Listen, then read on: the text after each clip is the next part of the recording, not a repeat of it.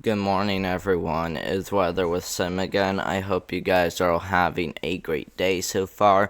And in today's video, we're going to be going over the threat for severe weather.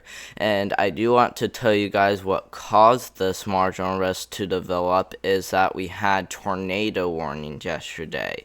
There was one observed tornado over here in Florida. I forgot where it was developed, but it was actually pretty much around this area right here is when we saw the observed tornado, so that's about where it was. So if you guys are wondering, that's pretty much where it was. And we even saw a couple more tornado warnings. One of them almost dropped a tornado, but it decided not to anymore. So, I mean, that's the reason why we do have that marginal risk today is due to the tornadoes that have occurred yesterday. And like I said, they were located in this area right here. So that's kind of why we do have that marginal risk. And as you see, tornado threat, we do have a 2% chance of a tornado, and that doesn't make sense to me due to the tornadoes we had yesterday. Hail threat, we don't have any hail threat, but the wind threat, I assume that's probably a hazard too. Yep, we do have a wind threat too as well. This isn't the tornado threat, that is actually the wind threat, and as you see, if you look down here, the green indicates a 5% chance for damaging wind, so that's at least a marginal damaging wind risk right there. So yeah, and so we'll definitely have to keep our eye on a couple tornadoes across this area. I don't think we're gonna see any observed tornadoes, but like instability, even fuel for thunderstorms, which is instability. The wind shear, at least in the upper levels of the atmosphere, was actually a little bit strong. By the way, the lower levels weren't super strong, but they still got a little bit of wind shear in the lower atmospheres, and we even have a bunch of moisture around Florida. So I mean, that could definitely fuel those thunderstorms, causing them to produce tornadoes, and that will be the main concern today. So if you do live around the Orlando area, make sure you have your tornado action plan in place, okay? I am serious about that because things can still happen even when you don't expect them to happen. So make sure you have your tornado action plan in place, and I would definitely be on high alert for sure. So yeah, make sure you have that.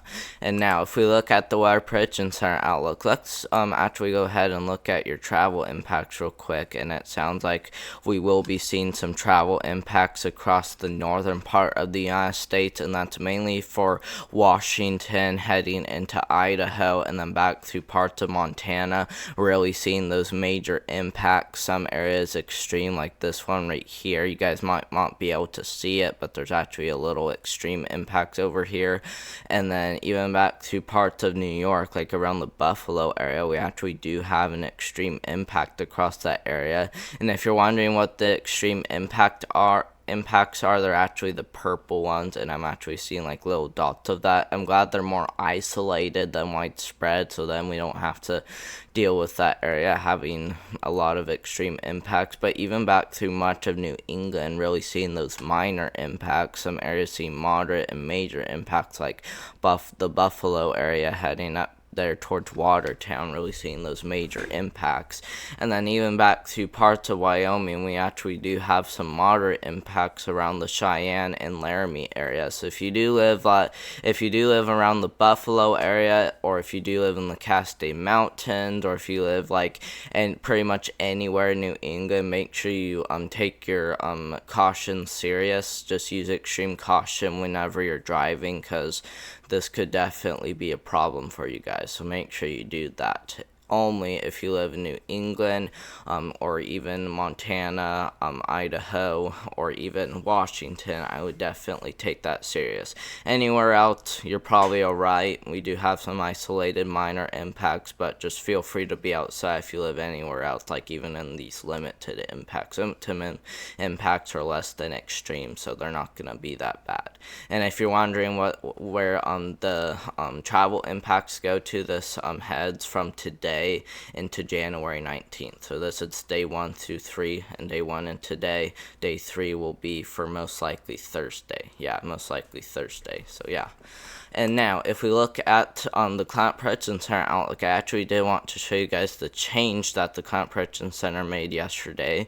And as you guys can see, much of the United States seen above average, especially the upper Midwest and Great Lakes region, heading back through much of the Rocky Mountains and then back through pretty much southwest Oregon, heading up there into northwest California, and then even back to much of New England, really seeing those above average temperatures. Florida could see above average, but we're not like talking 10 degrees above average. We're talking more about 5 degrees above average or less, but we still could be talking above average temperatures. But even as far down south as southern Indiana, really seeing those temperatures be at least a little bit above average. So we'll have to watch that closely.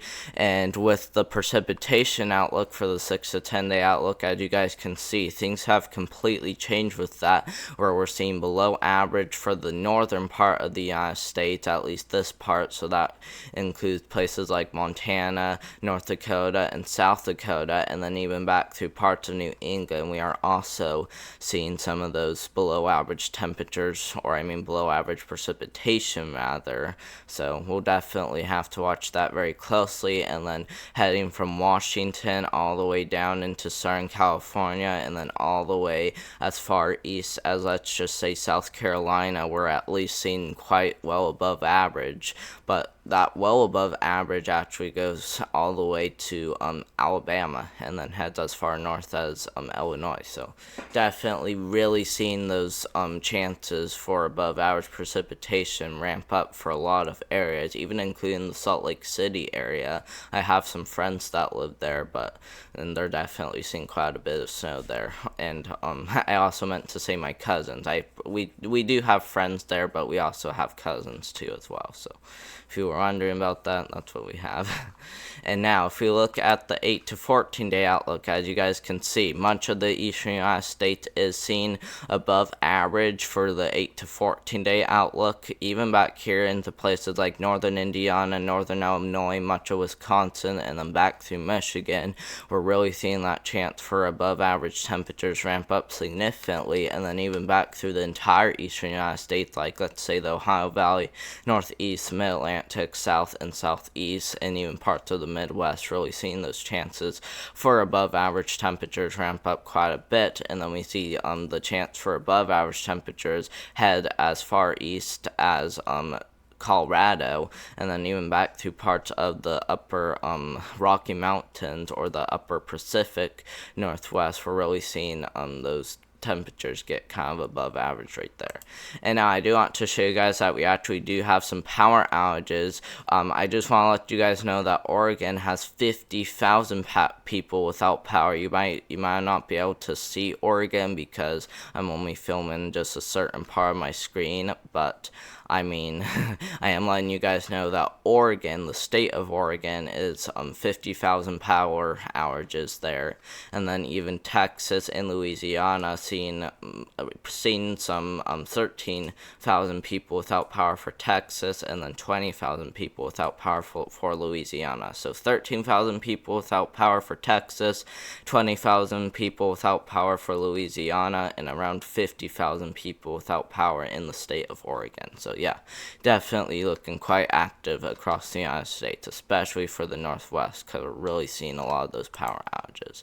And now we're going to finally start talking and going over the radar now. And as we continue to take this forward, as you guys can see, I got to head all the way back, by the way, but that storm system that brought freezing rain and heavy snow to the south, and even the Ohio Valley, is now headed out and heads into New England. And then as we continue to take this far, we'll start to see a round of light snow. I don't know if I would call this thing a snowstorm, but it's definitely there, so that could definitely bring an inch or two, and we'll talk about that in a second as we look at the total snowfall. And then as we continue to take this far, we'll see another storm system move through parts of Indiana, Ohio, and even maybe even to New England as well. So definitely really seeing those storm chances ramp up as we head till the end of January. And as you see, we're on January 26th, so we're definitely pretty far out. So definitely quite active for sure. At least it's gonna start getting active pretty soon, and we'll discuss that in a second. But as you do take a look at the precipitation, as you guys can see, back through parts of the northwest United States, as you guys can see, pretty big area of at least 1 to 3 inches. Some areas 5 inches. Let's say this area around 5 inches, and then even back to parts of the eastern United States, like this area right here, this area right here, and then even a few other areas, really seeing those chances for rainfall ramp up quite a bit. And what I mean by that is, since they're ramping up, you're talking more rainfall for sure, and yeah, that's definitely a concern right there.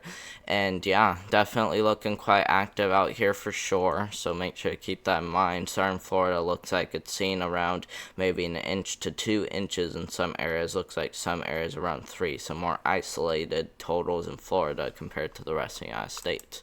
And now, if we look at the total snowfall with the European model, as you guys can see from that snowstorm that will be coming through, that could bring around 3 inches in the eastern part of the Ohio Valley.